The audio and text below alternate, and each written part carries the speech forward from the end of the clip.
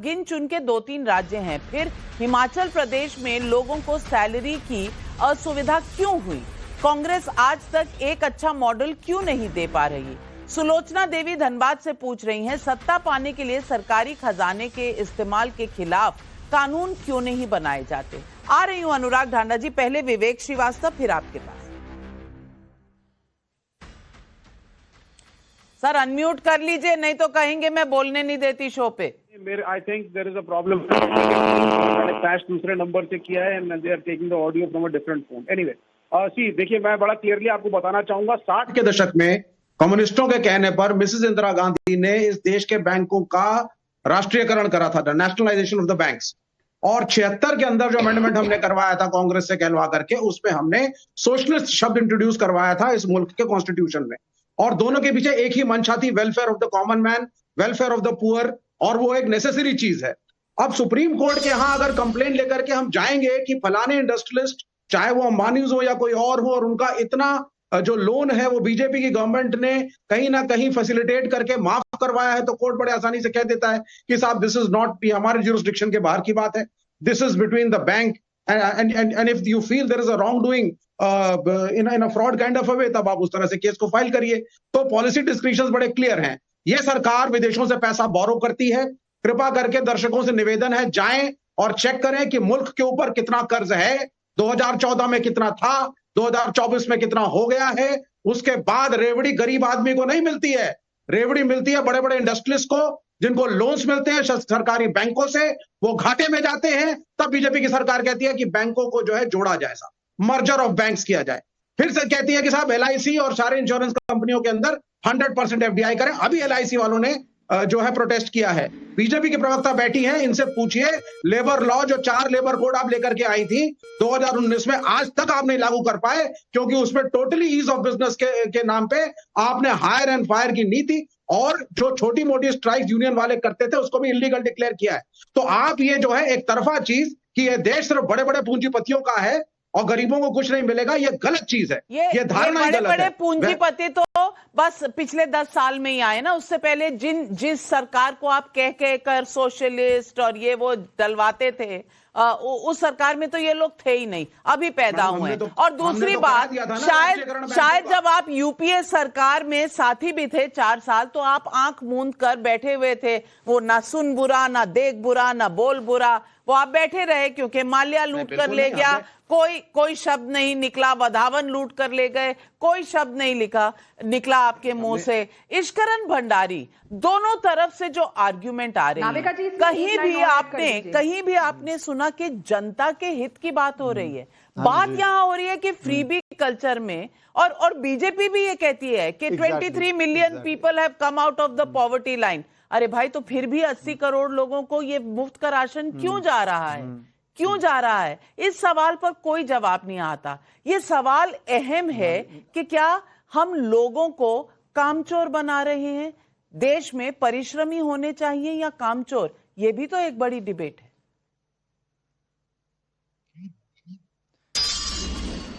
नाविका जी, पहली बात, supreme court ने जो ऑब्जर्वेशन की है बहुत गंभीर ऑब्जर्वेशंस हैं, और शायद बहुत ज़रूरी ऑब्जर्वेशन थी, क्योंकि कई बारी पॉलिटिकल रियलिटी ऐसी होती है कि पॉलिटिकल पार्टीज उस पर हेड ऑन फेस ऑन नहीं बोल सकती। एक उदाहरण देता हूं, कोई व्यक्ति कन्विक्ट हो जाए और उसके बाद वो चुनाव ना लड़ पाए, सुप्रीम कोर्ट को ये लाना पड़ा, पर जब आया जनता ने इतना अप्रिशिएट किया, इतना प्रेशर बना कि अगर कैबिनेट ने, मनमोहन सरकार ने ऑर्डिनेंस निकाला तो भी पब्लिक प्रेशर में वो फाड़ना पड़ा। क्योंकि कई बारी जब चीज हो जाती है तो पॉलिटिशियंस को उस पर जाना पड़ता है, पर वो बोलना नहीं चाहते, जैसे क्रिमिनलिटी इन पॉलिटिक्स की मैं बात कर रहा था। अब आपको एक आंकड़ा देना चाहता हूं कि सिचुएशन कितनी गंभीर हो सकती है। सबसे अमीर देश था साउथ अमेरिका का वेनेजुएला, वहां पे 75% पॉपुलेशन का ऑन एन एवरेज 8 किलो वजन कम हो गया भूखमरी की वजह से, जहां पे आधे लोगों के पास खाने के पैसे नहीं थे। 25% वेनेजुएला ने देश छोड़ के निकल गए। गार्बेज और सैनिटेशन क्राइसिस होगी ये उस देश में जो सबसे अमीर था। क्यों? क्योंकि सोशलिज्म के साथ, अगर आपको याद हो, वेल्थ रीडिस्ट्रीब्यूशन वाला एजेंडा भी लोकसभा में कुछ पार्टीज ने चलाने की कोशिश की थी। वही It was American इंटरप्ट मत sanctions. कीजिएगा मुझे नाविका Sir, जी, it was इंटरप्ट American मत कीजिएगा, sanctions you are इनको बोलिए misquoting. प्लीज इंटरप्ट ना करें। United states of Please America ने interrupt मत सैंक्शंस कीजिए। लगाए थे, ये बोल दीजिए जरा यहाँ नाविका पे। जी, ये नहीं हो सकता, मैं आंकड़े कोट कर रहा हूं बोलिए। बिकॉज ये कम्युनिस्टों की पॉलिसियों से देश के देश बर्बाद हुए हैं। कोई यूएसएसआर देश नहीं को बर्बाद टूटना हुआ है। पड़ा, जो देश के देश बर्बाद हुए हैं, जबकि आज खुद भी वो अगर ढांचा रशिया में खड़ा रखते है तो थे। कम्युनिस्टिक ढांचा प्रिंसिपल्स की वजह से ढांचा खड़ा का है। मतलब क्या हुआ? शीश महल, खुद कम्युनिस्ट लीडरशिप ब्लैक सी के ऊपर डाचाज में रहती थी, नहीं, तो नहीं, आज का आप शीश महल है justify और करिए, जनता को अंबानी बर्बाद इसका जो करती loan थी। write-off पर नाविका होता जी, है। मुझे पॉइंट खत्म करने आप दीजिए, क्योंकि justify करिए, इंपॉर्टेंट अनिल बात है। अंबानी के ये अपने सिर्फ loan write-off तड़प किए रहे हुए हैं हैं। क्योंकि मैं ये नहीं उन करने वाला। आंकड़ों का जवाब नहीं दे सकते गरीब जहां के पे साथ खड़ा हूं। 75% पॉपुलेशन, सबसे अमीर साउथ अमेरिकन देश की 75% पॉपुलेशन भूखमरी में वो 10 अमेरिका किलो ने- 8 किलो वो वजन अमेरिका कम हो ने जाए sanctions और लगवा 25% करके जनता को force किया था। देश छोड़ के जाना That पड़े। was international नाविका जी, अब बात पे geopolitics। आते हैं जो आगे प्रॉब्लम है, इनको ये प्रॉब्लम क्यों आ रही है नाविका जी? उसके बाद क्या होता है, जब आप सोशलिज्म का ये करते हैं, प्राइवेट सेक्टर को डिस्ट्रॉय करते हैं, और उसके बाद आप बोलते हैं अपने कार्डर्स को जॉब देते हैं। कितने आम आदमी पार्टी वर्कर्स को मोहल्ला क्लिनिक्स में जॉब मिली है, कितनों को ट्रैफिक में जॉब मिली है, कितनों को बसेस में जॉब मिली है, वो सब जांच का विषय है, शायद बहुत जल्दी बाहर आएगा। तो ये जो पूरा कॉकटेल है, और इस कॉकटेल के अंदर जब लोग चुनाव जीत पाए इससे, तो वो प्रेशर हर पॉलिटिकल पार्टी पे आएगा। इसीलिए मेरे अनुसार सुप्रीम कोर्ट की ये ऑब्जर्वेशन बहुत जरूरी है, क्योंकि अगर हम एक चुनाव के लाभ के लिए करते रहेंगे, इंफ्रास्ट्रक्चर नहीं बनाएंगे, वेलफेयर जरूरी है, वेलफेयर स्टेट हर किसका वर्ल्ड में, किसका वेलफेयर? अनिल अंबानी का? नहीं, आपको तो सिर्फ अपना वेलफेयर चाहिए। यहाँ इस देश में देखा गया है, नेताओं का वेलफेयर ज्यादा होता है और जनता का वेलफेयर कम होता है। और अनुराग ढांडा जी, आम आदमी पार्टी के कई सवाल दर्शक पूछ रहे हैं, जवाब दीजिए दर्शकों को। देखिए नाविका जी, मैं दो चीजों पे जवाब देना चाहता हूं। एक तो भारतीय जनता पार्टी की प्रवक्ता ने ऐसी पिक्चर प्रेजेंट करने का प्रयास किया जैसे बीजेपी जो फ्री स्कीम्स देती है उसको इन्वेस्टमेंट ला करके बैलेंस कर देती है। तो मैं एक ओपन सवाल पूछता हूं, इंटरनेट पे भी कोई जवाब दे दे, बीजेपी की प्रवक्ता दे दें, आप बता दीजिए। 20 स्टेट्स के अंदर भारतीय जनता पार्टी की सरकार है और केंद्र में भारतीय जनता पार्टी की सरकार है। डेट टू जीडीपी रेशियो वही बताता है कि आपकी फाइनेंशियल हेल्थ कैसी है। इनके 20 स्टेट की सरकार में बीजेपी की गवर्नमेंट आने के बाद एक भी एग्जांपल दे दें जहां पे डेट टू जीडीपी रेशियो बढ़ी हो, अच्छी हुई हो। एक भी एग्जांपल अगर ये दे दें पूरे के पूरे भारत के अंदर कहीं पर भी। ये क्या करते हैं, ये बस कर्ज लेते हैं और अपने मित्रों का कर्ज माफ करते हैं। 50 लाख करोड़ का कर्जा देश के ऊपर था, 200 लाख करोड़ का हो गया वो बढ़ करके। क्यों? क्योंकि इनको 14 लाख करोड़ अपने बिजनेसमैन दोस्तों के माफ करने होते हैं। इसलिए अगर हम ये कहते हैं कि किसी को एजुकेशन देने से, फ्री एजुकेशन, अच्छी एजुकेशन देने से वो घर बैठ जाएगा, कैसी बात कर रहे हैं हम? वो तो बाहर निकलेगा, वो तो रोजगार करेगा, वो तो और लोगों को नौकरी देगा। अगर हम ये कहते हैं कि महिलाओं को फ्री बस ट्रेवल देने से वो घर बैठ जाएंगी, अरे वो तो बाहर निकलेंगी, वो तो और ज्यादा सोसाइटी में जाएंगी और ज्यादा एक्टिव होंगी।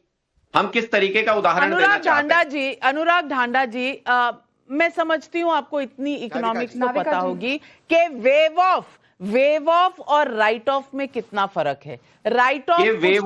राइट ऑफ उसको कहा जाता है जो पुराना चला आ रहा है, आना नहीं कभी बैंक को, आप हटा देते हैं उसको। वो उसका मतलब ये नहीं होता कि आपने कोई बोनांजा दे दिया, वो आना ही नहीं था। आप बुक्स को, वो बैड डेट हटाया जाता है। लेकिन हर चीज में पॉलिटिक्स है। राधिका खेड़ा जी जवाब दीजिए। ये राइट ऑफ किसानों के लोन का क्यों नहीं कर देते जी? ये नाविका जी क्या है ना यहाँ पे, अच्छा सुनिए नाविका जी, अरे ढांडा साहब सुनिए, अभी दिल्ली की जनता भी आपकी नहीं सुन रही, आप लोग जनता की सुनना सीखिए।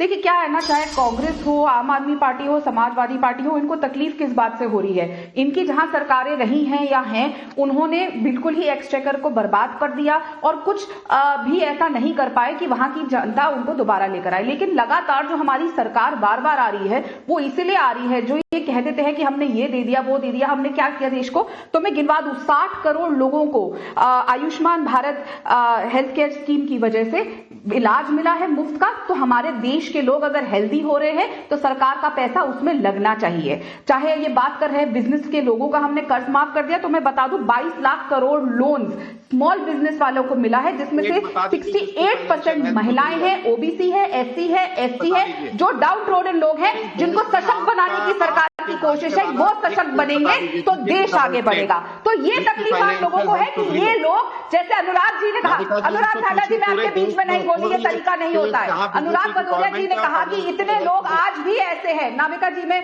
जब इंपॉर्टेंट बात करती हूं तो ये लोग बीच में बोलते हैं, प्लीज इनको म्यूट करा दीजिए। अनुराग भदौरिया जी ने बोला कि अभी भी ऐसे लोग हैं देश में जो पिछड़े हैं, पीछे रहते हैं, उनके पास मूलभूत सुविधाएं नहीं है। तो ये किसकी गलती है? ये 60 साल से अधिक जो कांग्रेस का शासन रहा है। राधिका खेड़ा जी, अब आप ये नहीं कह सकती 10-11 साल आपको भी हो गए, अब ये 60 साल अब वाली बात नहीं चलेगी, क्योंकि जनता सवाल पूछ रही है। मिश्री लाल प्रजापति जोधपुर से पूछ रहे हैं, अगर सरकारें फ्री का लालच देकर वोट खरीद रही हैं तो चुनाव आयोग कब संज्ञान लेगा? त्रिभुवन प्रताप सिंह का यूट्यूब पर सवाल है, आपके प्रवक्ता ऐसे बोल रहे हैं जैसे दिल्ली सरकार ने बहुत अच्छा काम किया था, फिर पार्टी का डिब्बा गोल क्यों हो गया?